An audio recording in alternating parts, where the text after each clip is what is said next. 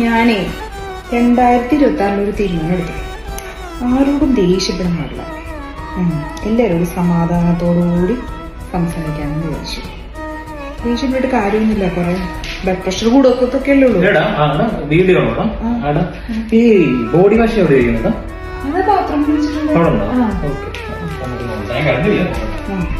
പ്രത്യേകിച്ചും സഹിഷ്ണുണ്ട് കേട്ടോ. ഇടയ്ക്കിടയ്ക്ക് എല്ലാവരും ദേഷ്യപ്പെടാറുണ്ട്. എന്റെ ദേഷ്യം എല്ലാം കേൾക്കുന്ന പുള്ളികളാ. പാവല്ലേ. അതുകൊണ്ട് ബോഡി വാഷ് കണ്ടില്ല. അവിടെ ഷാമ്പു ഇരിക്കുന്നുണ്ടല്ലോ.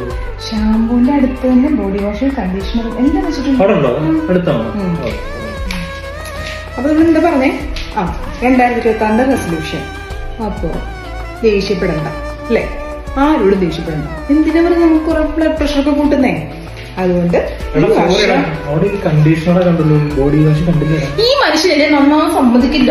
അവിടെ ഇരിക്കുന്ന മാത്രം